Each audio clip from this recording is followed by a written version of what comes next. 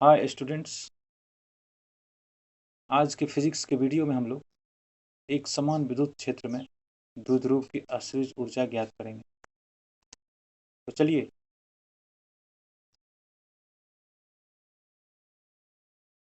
Video शुरू करते हैं। एक समान विद्युत क्षेत्र में द्विध्रुव की अस्थिज ऊर्जा पोटेंशियल एनर्जी, यहाँ P कैपिटल होगा, potential energy of A dipole in uniform electric field. तो मान लेते हैं कि ये एक समान विद्युत क्षेत्र है और इसमें एक विद्युत द्विध्रुव ये रखा है, ये -Q चार्ज है और ये +Q चार्ज। E की दिशा इधर है, तो इस आवेश +Q आवेश पर फील्ड की दिशा में बल लगेगा Q वेक्टर, और इस -Q पर फील्ड के विपरीत दिशा में बल लगेगा ये -Q इधर।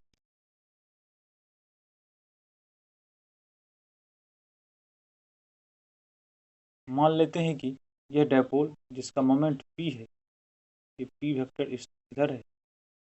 हम बताए थे -Q से +Q की ओर होता है, तो ये है इस दिशा में है P की दिशा, ये P वेक्टर की दिशा है और फील्ड की दिशा इधर है, तो दोनों के बीच का कोण अभी थीटा है। तो इस क्षेत्र में, इस एक समान विद्युत क्षेत्र में इस डायपोल की कितनी स्थितिज ऊर्जा है, ये हमको आज ज्ञात करना है। लेकिन इससे पहले हम ये समझ लेते हैं कि स्थितिज ऊर्जा कहते किसे हैं। अगर यह डायपोल इस फील्ड में रखा है, तो डायपोल की इस स्थिति के कारण, ये थीटा कोण जो बना रहा है, इस स्थिति के कारण डायपोल के साथ एक ऊर्जा जुड़ी होती है, उस ऊर्जा को हम लोग स्थितिज ऊर्जा कहते हैं। अगर हम लोग थोड़ा 11th की तरफ चलेंगे, तो मान लिया जाए ये जमीन है और यहाँ से एक गेंद को हम h ऊंचाई तक ऊपर लाते हैं। ये h ऊंचाई है हमारा, इस गेंद को यहाँ तक लाया, तो हम लोग जानते हैं कि इस गेंद की स्थितिज ऊर्जा अब इस स्थिति में जब h ऊंचाई पे आ गया है तो होता है mgh। ये हम लोग जानते हैं। जहाँ h हाइट है, m इस गेंद का द्रव्यमान है तथा g गुरुत्वीय त्वरण है।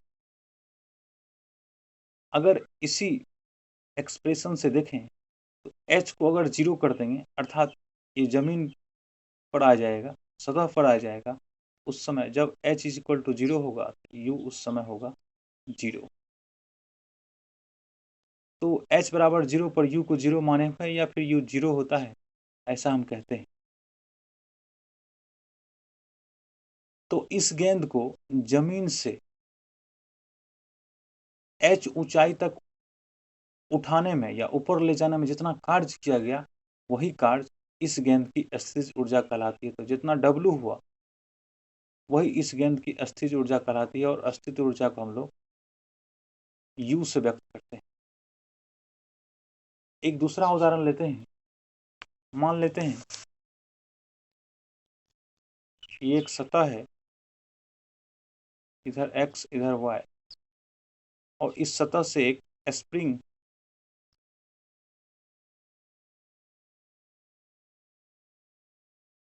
बांधा गया है और इस स्प्रिंग से m द्रव्यमान के एक वस्तु को जोड़ दिया गया है।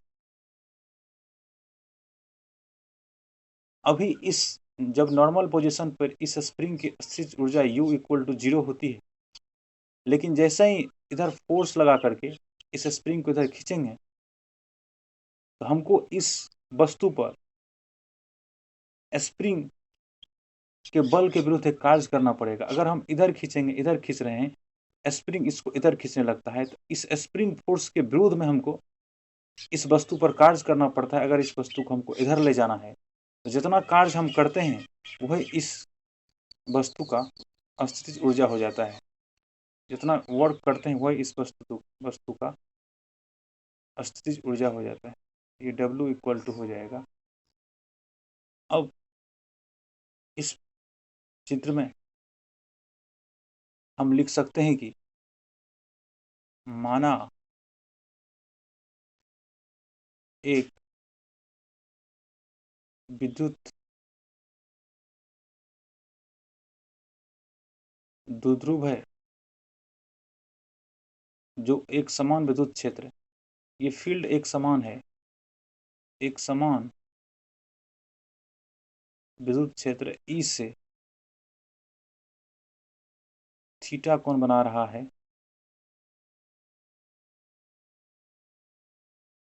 तथा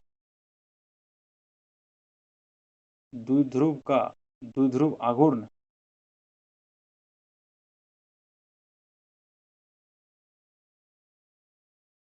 P है।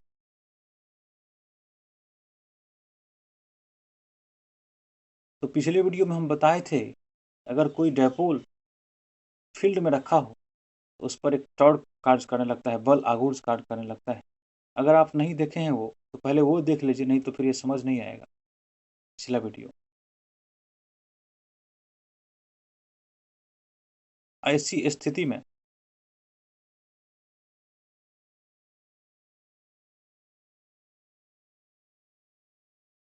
द्विध्रुव पर एक बल आघूर्ण कार्य करने लगता है।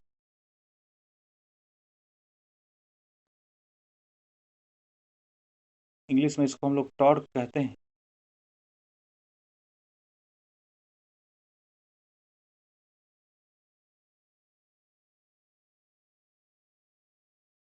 जिसका मान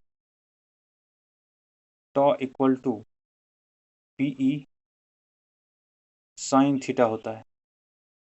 ये उसका मान होता है उस टॉर्क। तो जब भी किसी डायपोल को जिसका डायपोल मोमेंट P हो, एक समान इलेक्ट्रिक फील्ड E में रखा जाता है और P और E के बीच का कोण थीटा हो, तो उस पर जो टॉर्क कार्य करता है वो PE साइन थीटा के बराबर होता है। अब जैसे ही ये टॉर्क इस डायपोल को इधर घुमाने की कोशिश कर रहा है, ये भी पिछले वीडियो में बहुत सुंदर से बता चुके हैं, आप उसको पहले देख ही लें तब इसे देख। ये टॉर्क इधर घुमाने का प्रयास करेगा, लेकिन हम इसको इसके विपरीत दिशा में इधर घुमाने का प्रयास कर रहे हैं। इसके लिए हमको इस पर कार्य करना पड़ेगा। तो मान लेते हैं कि हमने इसको इस डायपोल को ऐसे ऐसे घुमाया, तो ये ऐसी स्थिति हो गई, ये हो गया प्लस क्यू और ये हो गया माइनस क्यू।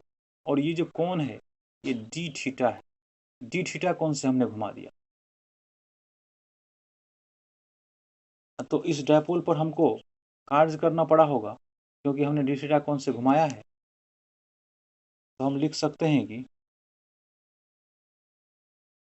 द्विध्रुव को डी थीटा कोण से घुमाने में द्विध्रुव पर किया गया कार्य डी डब्ल्यू लिखेंगे, क्योंकि डी थीटा कोण से घुमाए हैं तो स्मॉल कार्य होगा, छोटा कार्य होगा, ये होगा। अब टॉ का मान है PE sine theta D theta, ये हो गया डी डब्ल्यू। अगर हम इस डायपोल को थीटा 1 से थीटा कोण तक, थीटा 2 कोण तक घुमाएं, अगर हम इस डायपोल को, ये जो डायपोल है इसको थीटा 1 से थीटा 2 तक घुमाएं, तो किया गया कार्य होगा। यदि डायपोल को थीटा इक्वल टू थीटा 1 से थीटा इक्वल टू थीटा 2 कोण तक घुमाने में किया गया कुल कार्य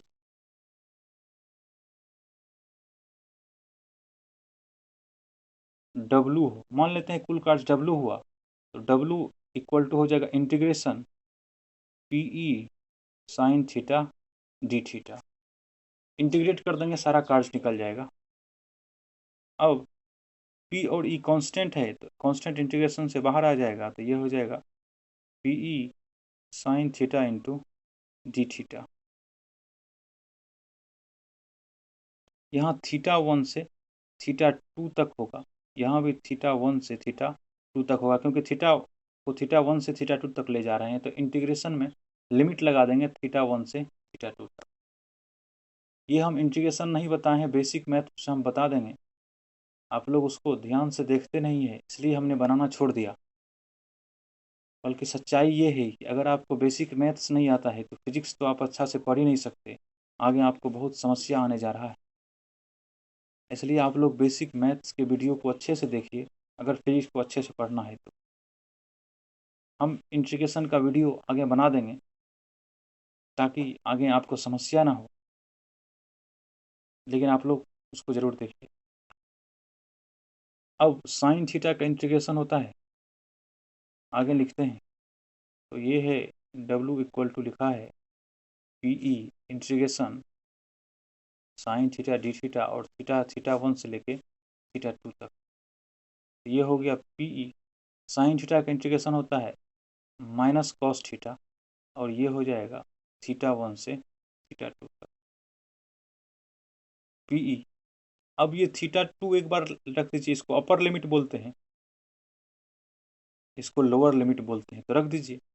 ये हो जाएगा minus cos theta 2 minus minus लगा देते हैं उसके बाद लोअर लिमिट रखने समय, ये हो जाएगा माइनस कॉस थीटा 1।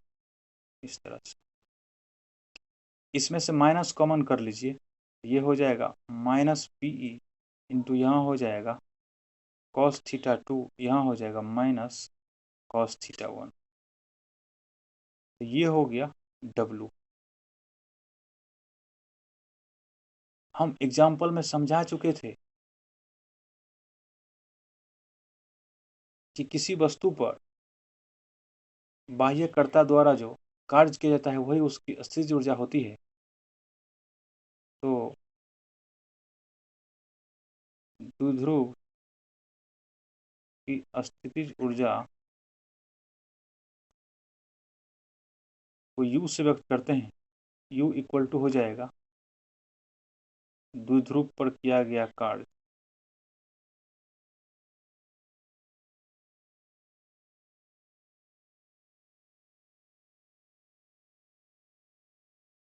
तो U इक्वल टू हो जाएगा द्विध्रुव पर इतना कार्य किया गया है minus P E cos theta 2 minus cos theta 1। ये हमारा इस द्विध्रुव की स्थितिज ऊर्जा निकल जाएगी। इसको आप लोग ध्यान से याद रखेंगे। अगर इसमें कुछ समझ नहीं आया है तो आप कमेंट कीजिए, हम एक बार फिर से उसको समझाने का प्रयास करेंगे। अब हम कुछ विशेष स्थितियों की चर्चा कर लेते हैं। तो विशेष स्थितियाँ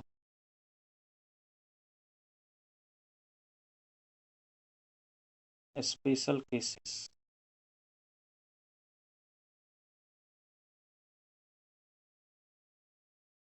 पहली विशेष स्थिति है जब विद्युत द्विध्रुव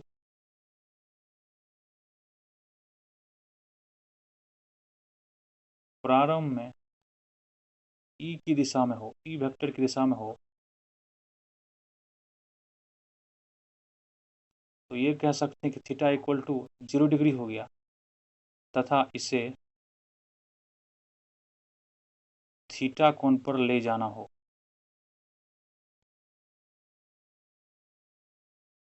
तो ये कह सकते हैं कि थीटा 2 इक्वल टू थीटा हो गया। तो स्थितिज ऊर्जा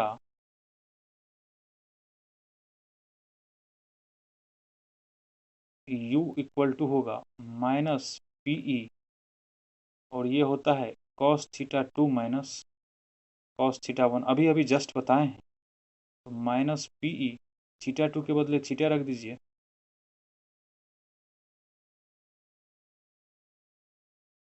ये हो जाएगा कॉस थीटा माइनस थीटा 1 के बदले 0 डिग्री है, तो ये रख दीजिए 0 डिग्री। ये हो जाएगा minus P E into cos theta -1। इस माइनस को अंदर कर दीजिए, ये हो जाएगा पी ई इंटू, ये यहाँ माइनस हो जाएगा, अंदर करेंगे ये प्लस हो जाएगा, तो 1 माइनस कॉस थीटा। ये हो जाएगा u। जब द्विध्रुव शुरू में क्षेत्र की दिशा में हो तथा इसे थीटा कोण पर ले जाया गया हो, तो कुछ ऐसी स्थिति होगी, इधर E है तो द्विध्रुव हमारा शुरू में इस दिशा में है, ये माइनस क्यू है, ये प्लस क्यू है, लेकिन इसको हमको इस दिशा में लाना है, ये माइनस क्यू, ये प्लस क्यू, तो ये थीटा कोण पे इसको जो घुमा के ले गए हैं, इसमें इतना कार्य किया गया होगा, या फिर ये कहें कि इस स्थिति में इसकी स्थितिज ऊर्जा U इक्वल टू इतना हो जाएगी।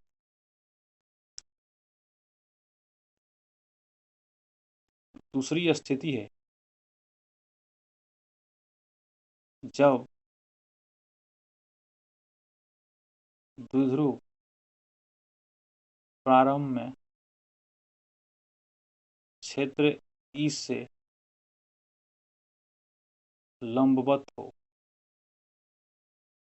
तो इसका मतलब थीटा 1 इक्वल टू 90 डिग्री हो गया, तथा इसे थीटा कोण पर ले जाना हो।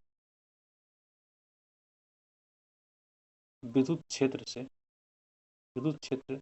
से थीटा कोण पर हमको ले जाना हो।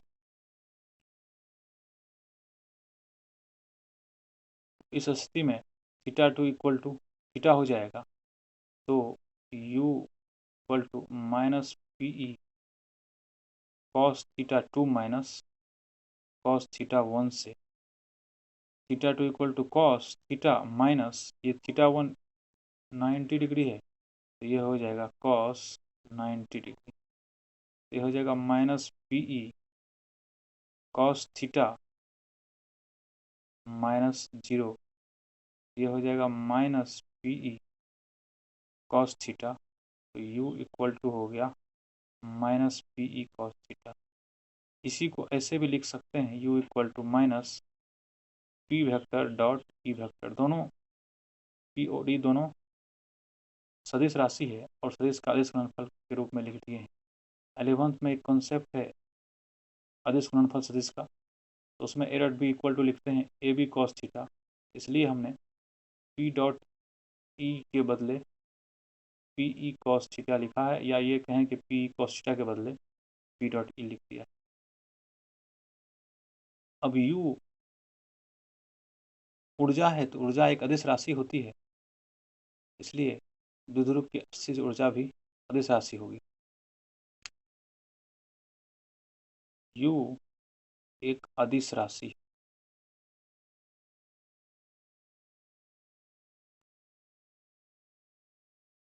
अब u एक ऊर्जा है, तो u का मात्रक स्थितिज ऊर्जा, u स्थितिज ऊर्जा है, स्थितिज ऊर्जा का मात्रक जूल होता है, ऐसा ही मात्रक जूल होता है, ये आपको याद रखना है। अब एक क्वेश्चन लेकर के इस कॉन्सेप्ट को और क्लियर करते हैं। अब एक क्वेश्चंस की मदद से हम इस कॉन्सेप्ट को और क्लियर करते हैं। क्वेश्चन इस प्रकार से है कि एक समान विद्युत क्षेत्र E है, जिसका मान 1 गुना 10⁵ न्यूटन प्रति कूलम है। इस क्षेत्र में एक विद्युत द्विध्रुव रखा है जो दो आवेशों से मिलकर बना है, ये माइनस क्यू है, ये प्लस क्यू है, तथा क्यू इक्वल टू है 1 गुना 10⁻⁻6 कूलम। ये आवेश का मान है, और ये जो आवेशों के बीच की दूरी d है, ये दिया हुआ है 2 सेंटीमीटर, और ये द्विध्रुव क्षेत्र से 30 डिग्री कोण पर झुका हुआ है। तो प्रश्न ये है कि द्विध्रुव को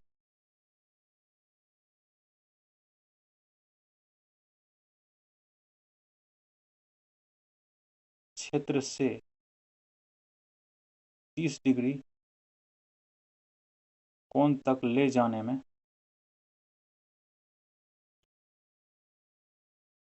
कितना कार्य किया गया होगा? ले जाने में कितना कार्य किया गया होगा?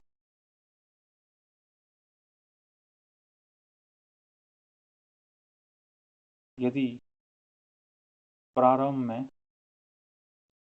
यह क्षेत्र की दिशा में था। क्योंकि हम जानते हैं कि θ1 से θ2 कोण तक द्विध्रुव को ले जाने में किया गया कार्य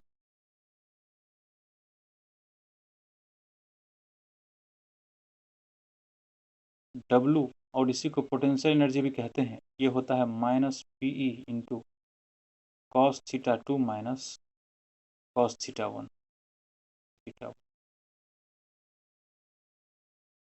तो हमको P चाहिए, E तो दिया हुआ है, तो सबसे पहले हम P निकालते हैं। तो P इक्वल टू होता है Q गुना 2A। ये यहाँ पे D के बदले दिया है, तो Q है 1 गुना 10⁻⁻6 कूलम गुना D दिया हुआ है 2 सेंटीमीटर। तो यहाँ 2/100 मीटर करना होगा। तो 1 गुना 10⁻⁻6 कूलम, इस 100 को 10 का पावर 2 लिख सकते हैं, इसको ऊपर ले जाएंगे तो ये हो जाएगा 2 गुना 10 का पावर -2 मीटर। यही हो जाएगा 2 गुना 10 का पावर -8 कूलम मीटर। ये हो जाएगा P का मान। E है हमको 1 गुना 10 का पावर 5 न्यूटन प्रति कूलम। θ1 इक्वल टू 0 डिग्री है और θ2 इक्वल टू 30 डिग्री है। 30 डिग्री का कोण है। तो W equal to -PE cos θ2 minus cos θ1 से, तो P का मान निकला है -2 गुना 10 का पावर -8 कूलम मीटर। E का मान है 1 गुना 10 का पावर 5 न्यूटन प्रति कूलम। cos θ2 है 30 डिग्री माइनस cos θ1 है 0 डिग्री। ये हो जाएगा -2 गुना, ये 2 गुना 1 2 हो जाएगा, 10 का पावर -8 10 का पावर -5, ये हो जाएगा 10 का पावर -3 cm। ये C से C कैंसिल हो जाता, तो ये m नहीं लिखाएगा, तो फिर ये हो जाएगा C, यहाँ हो जाएगा न्यूटन गुना cos 30 का मान होता है √3/2 माइनस cos 0 का मान होगा 1।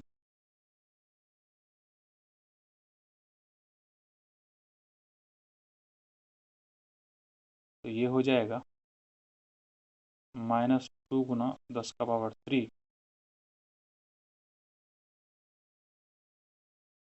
यहाँ मीटर होता, तो न्यूटन इंटू मीटर जूल हो जाता है। और ये इसको सॉल्व कर लीजिए, एलसीएम निकालिए, ये 2,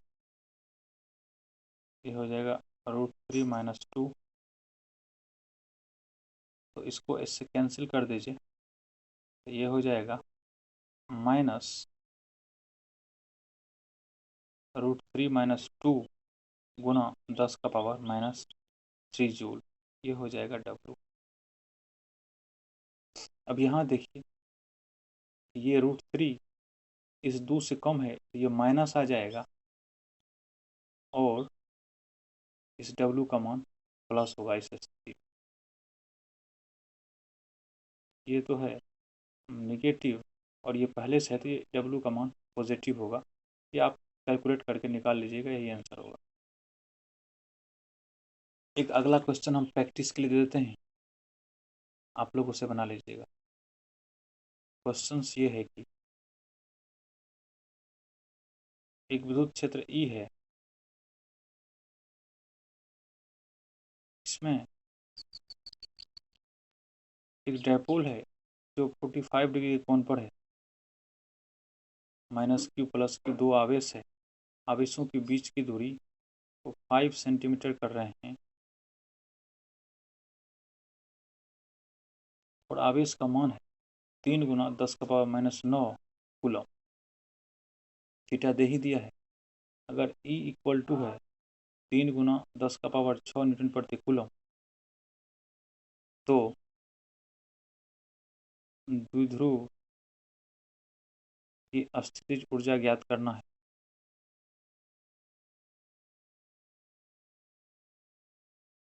इसको बना करके आप कमेंट में इसका जवाब दीजिए। तो आज की वीडियो में बस इतना ही।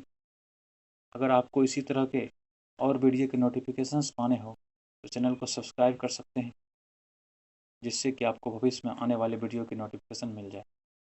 धन्यवाद।